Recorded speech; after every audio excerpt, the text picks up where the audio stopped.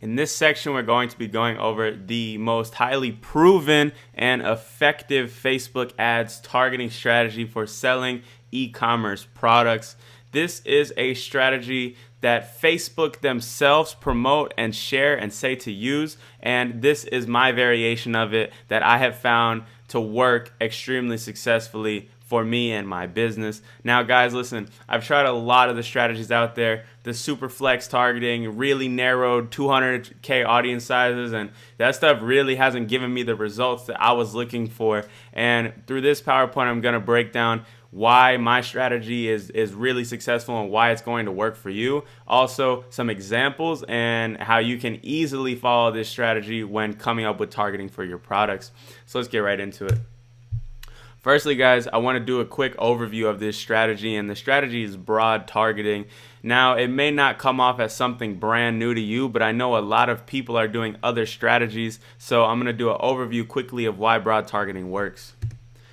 First and foremost, guys, Facebook is a powerful learning machine. You have to understand this. When you provide it with a really broad target, basically the process that it follows is it takes that broad pool of people and it's going to deliver the ad to individual pockets of audiences within that broad pool of people. So it might deliver it to 300 people here, 200 people there, 500 people there. Then what it's going to do is take the data that it acquires from showing the ad to those pockets of random people within your audience, and it determines which ones are converting or performing the best, getting the most link clicks, getting the most purchases, having the most active engagement rate. It's going to take that data and it's going to use that for the next time it delivers the ad to a new pocket audience of people. Does that make sense?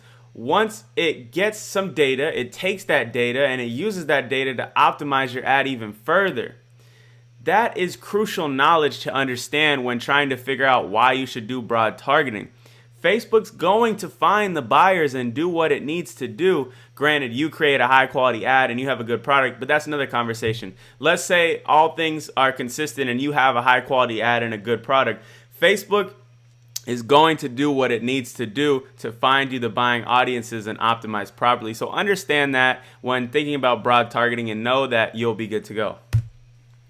Narrow audiences also have more direct competition, so while you may not be able to log on and see who else is launching under that specific target, typically you will see that if you launch these audiences of 100K to 500K in size, your CPMs are going to be higher, your costs are typically going to be a little bit higher, and sure, every now and then you may be able to find a good audience that pops on that small size, but there are some downsides to that as well, like this one right here, is that you don't have a lot of room to scale these small audiences. So yes, you can scale into that 500K range, but eventually you're going to exhaust that audience and they're not going to be able to continue purchasing products from you because they've seen your ad over and over and over and over again.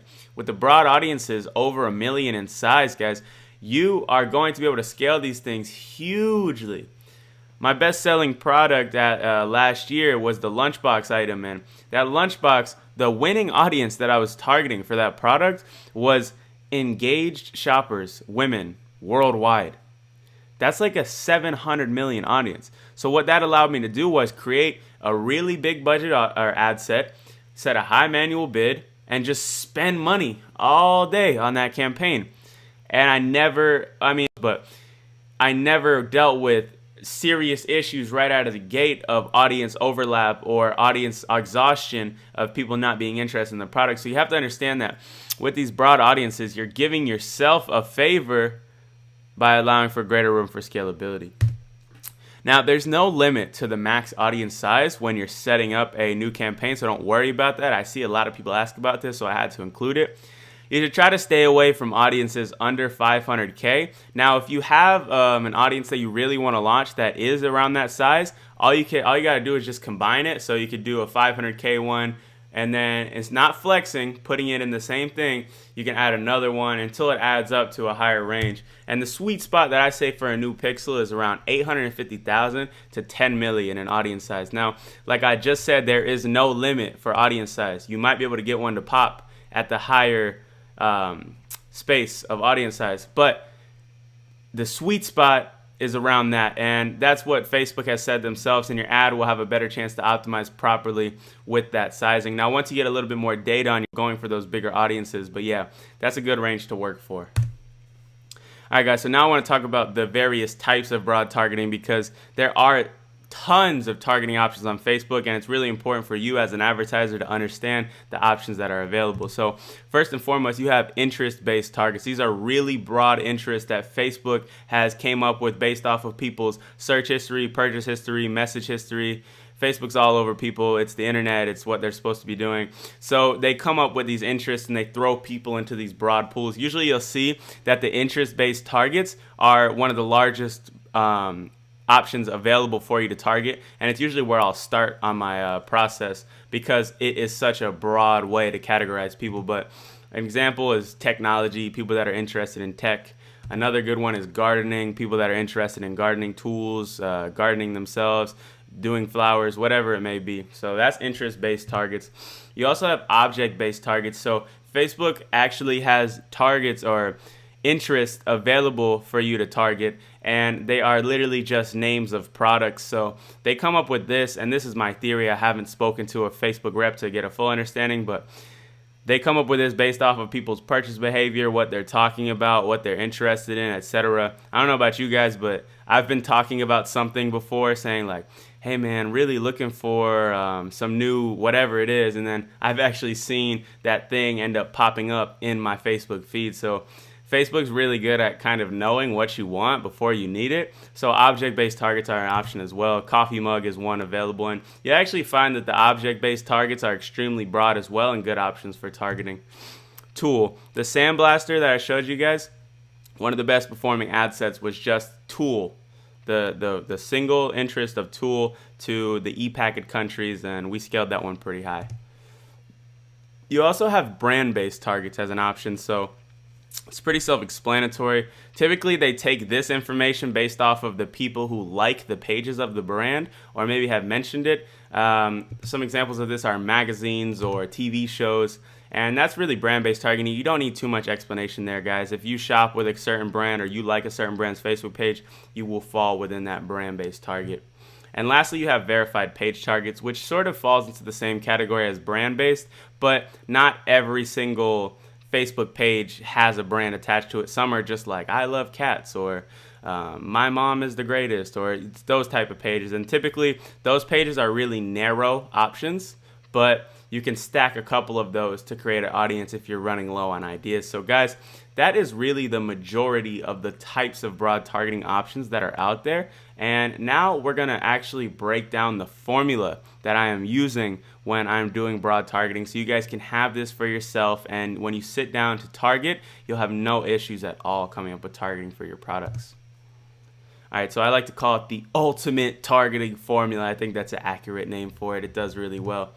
Alright, so the first thing that you need to do is develop 3 to 5 angles of potential buyers. So what do I mean by this? Simply types of people interested in this product. In the next slide, I'm going to be giving you guys an example of some angles, but just to give you a quicker definition here, it's basically if you're selling a product, what various types of people might have interest in that product. So pretty much a reiteration of what I just said, and when we go through the example in the next slide, you'll have a full understanding of this. Set up your angles, and niches related to the product as well is another option. Similar products as well.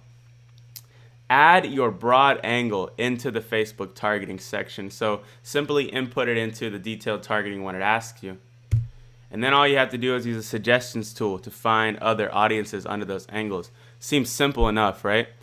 Well, you don't have to overcomplicate it. A lot of people overcomplicate the process of targeting and they do themselves in. Facebook's a really smart platform, guys. We've already gone over this. And the suggestions tool is incredibly smart. Last year, something that was really hot with a lot of the marketers was using the affinity gauge on people who are related to a certain niche or topic. Well, the suggestions tool uses that exact same technology, and it's integrated right within the ads manager, so you don't have to seek and search too far. So guys, take notes, take some notes, take a screenshot of this, whatever you need. This is really the only formula that you need for targeting. And there's one more thing, is that you want to have 3 to 5 audiences per angle, coming out to a total of 10 to 20 ad sets. So that does seem a little steep for some people who are on a really low budget. But I'm telling you guys, the more audiences you launch, the higher potential you have for success with the product. And if you're doing what I say and really take the time to launch high quality stuff, good ads, good product page, good products, then you shouldn't feel so painful about launching this many ads. You should feel confident in the test of your products. So if you're really struggling, you could do 5 ad sets, but you're crippling yourself. 10 at the minimum, I really suggest. And in terms of budget, we'll talk about that a little bit more as we continue through this module. But yeah, that's the targeting formula. That's all you need to know when coming up with targeting. All right, so I want to targeting angles, and I'm going to take this product here, the moon lamp. I'm sure if you've been in this space for even like 2 months, you've seen this product. It's a hot product, probably $1 million product. Somebody made at least $1 million off this thing, no doubt in my mind, and people are still selling it to this day. So winner for sure. Some of the angles that come to mind, guys, are space. So space falls into that broad interest category. People who talk about space, people who type about space. You're not going to find like a real targeted group of buyers in there, but that's Facebook's job, and with a broad audience like that, you'll probably have success. That's probably what some of these top pages are targeting. If I was going to sell this product, space would be the first angle I start with, obviously. NASA is another good one, and that falls into the brand-based targeting that we were talking about before. NASA would be good because it is people who are really interested in space. Space is like their livelihood, so they'll probably want to put this like in their office or in their bedroom, whatever it may be. Last two are lighting. It's a cool light. It's a unique lighting piece. I know at our house we have lots of lights. We have lots of Philips Hue lights. We have all that cool stuff. So targeting people who are interested in lighting is a good option because this is a gadget right up their alley. And speaking of gadgets is another thing as well, because look, guys, people who like cool technology often buy things that they do not need. And myself included, I would probably want to buy one of these products. So those are some good angles that you can think of. And actually what we're going to do is I have my ads manager open in another tab here. And we're going to go through and I'll show you guys exactly what I'm talking about. So look, here are our angles here: space, NASA, lighting, gadgets. This is basically the process that I follow. And in the next section, we'll do an actual example. But look, so you put space in here. And watch what's going to happen. You're going to get an extremely broad option. So space 100 million. So what you can do from there is after you select that target, and wait for it to load for a second. All right. You hit this suggestions tool right here, and you're going to see tons of options. Probably 20 to 30 options of new, powerful audiences that you can go ahead and target. Now it's being awfully slow here, but